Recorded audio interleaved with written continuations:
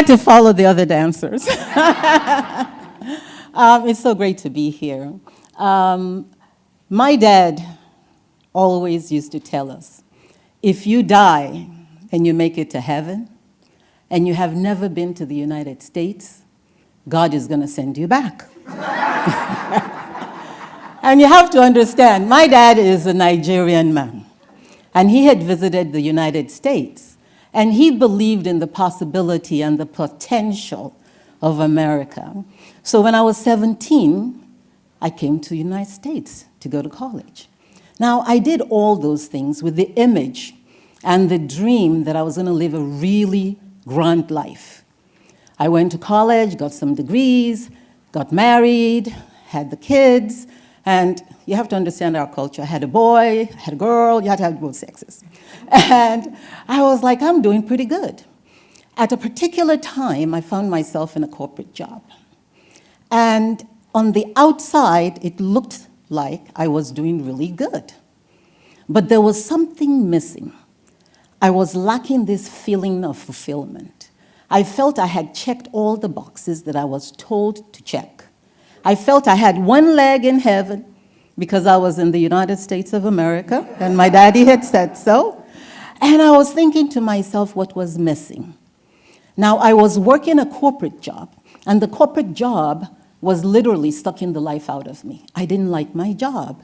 I was driving 50 minutes every day to work, to and fro, and I had 3 young children. One day, as I was walking back to my desk, I couldn't grab my breath, and I passed out. I ended up in the hospital. And when I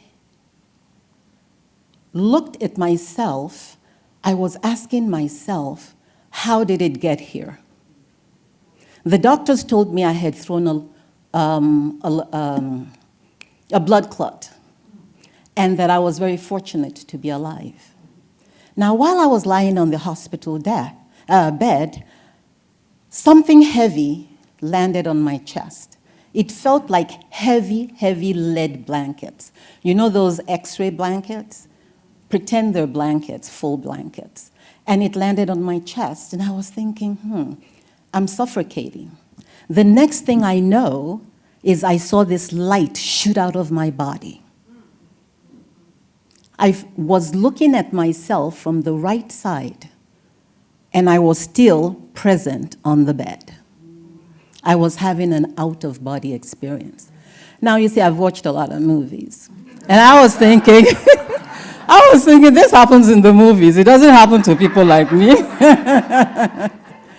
So I was like, no, I can feel my body, but I'm watching my body.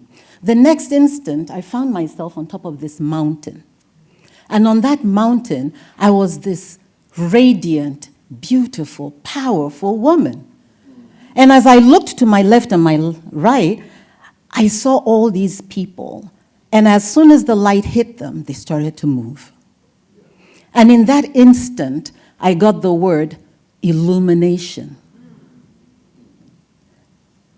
Then the word illuminator followed it. And I was thinking, first I'm alive, next I'm not. I escaped death, then I'm out of body, then I'm back in my body. What's going on? The doctors give me something and I wasn't aware of it. And as I came back to my body, it started a journey of transformation for me. Because what I felt was missing in my life, it wasn't the money, it wasn't the house, it wasn't all those other things that society tells us. What was missing was an element of fulfillment. And when I was on top of that mountain, I was operating and I felt what it meant to be in the fullness of myself. My light was impacting other people, was moving them. That's when I got what my purpose was. Now, the blankets, on the other hand, represented am I good enough? What are people going to say if I quit my job? How am I going to pay my bills? My dad told me I was close to heaven, so what was going on? I should be happy. The blankets exist for every single one of us. There always is something or several things in our lives, particularly us women, We're mothers, we're businesswomen. We're killing it in our jobs and in our businesses. But when it comes to us, when we get to our personal lives, there are certain things that are just not comfortable. They're not working out. And we usually don't have somewhere to go and someone to talk to about it. Now, every single day that you get home, by the way, and you get under your blankets, I want you to ask yourself, what are you tolerating? What needs to be addressed? What are you just covering up and hiding? Because until I took myself through that journey, I wasn't able to come out to be the person in front of you. As little as 2 years ago, I was at a very dark point. I had recently relocated. My relationship was in shambles. Let's just say I was in a dark place. It was not the illuminated place. And the memory of the illumination was my energy. Now, at that time too, exactly 2 years ago, I had lost my first son. It seemed like I had hit total rock bottom. And I remember that day, I didn't know who to call. The only person I could call was my mommy, because I wanted her to kiss me and tell me everything was going to be okay. I called my mom, and my mother, after my sobbing, my snorting, and all that, the ugly tear thing, she said, Olu. I said, Ma. She's a Yoruba woman. They call you 3 times, so you're listening. Olu, Ma, Olu, Ma. She said, listen to me. You are not starting over. You are starting from experience. Every single situation, every single thing that happens to us becomes experience. It becomes a gift, something that we can use to elevate and to lift somebody else up. Because of the death of my son, I understand what it is for a mother to lose her child. Because of my journey in corporate America, I understand what it is to be a high-achieving, driven, blah, blah, blah, all those words they use, and ignoring your own self. Now, because of my experience on the mountain, though, I also recognized that there is a version in all of us. You are an illuminator. You are an illuminator. There are people waiting for your light to shine so that they can get moving. My mom's word, just one sentence, it illuminated me. These are the moments that all of us can give to somebody else to help them grow and to help them go over. Yes? Yes.